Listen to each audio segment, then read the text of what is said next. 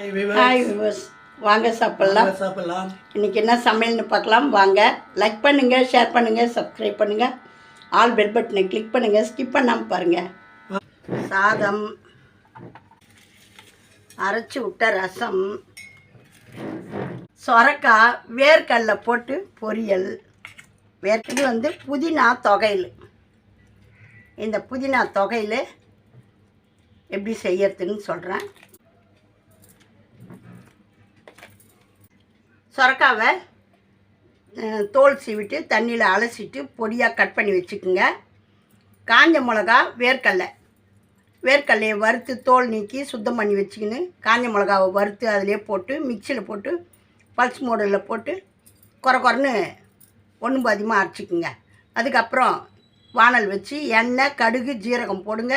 2 உளுத்தம்பருப்பு போடுங்க. பொரிட்டுன்ட்டு காஞ்ச மிளகாவை 2 வேர்க்கடலையிலே வச்சுருக்குறோம், அதனால் 2 காஞ்ச மிளகா போட்டு நல்லா செவுக்கிட்டோன்னு இந்த பூசணிக்காயை எடுத்து போட்டு சால்ட்டு தேவையான அளவு போட்டு நல்லா பெரட்டி சிம்லேயே கொஞ்சம் நேரம் மூடி வைங்க. தண்ணியெலாம் சுருண்ட உடனே தேவையான உப்பு போட்டு கொஞ்சோண்டு தண்ணி வைங்க.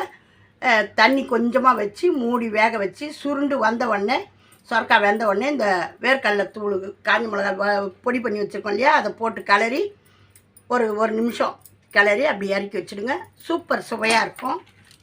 இது புதினா, கொத்தமல்லி, கருவேப்பிலை தொகையில்.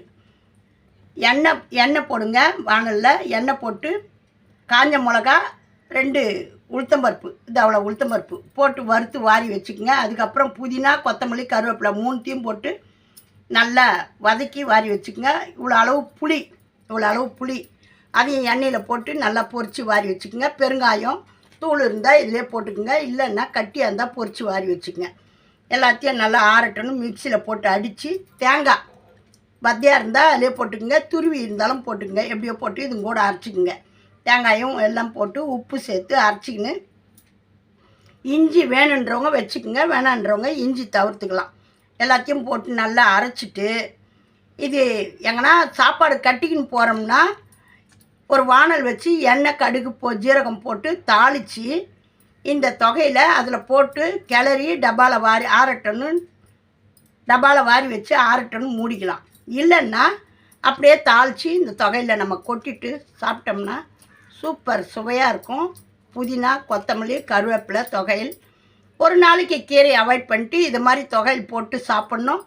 இது மாதிரி ரசம், அரைச்சி விட்ட ரசம், சிம்பிளான சமையல், ஆனால் சூப்பரான சமையல், நல்லாயிருக்கும். செஞ்சு சாப்பிடுங்க. லைக் பண்ணுங்கள், ஷேர் பண்ணுங்கள், சப்ஸ்கிரைப் பண்ணுங்கள், ஆல் பெல் பட்டனை கிளிக் பண்ணுங்கள்.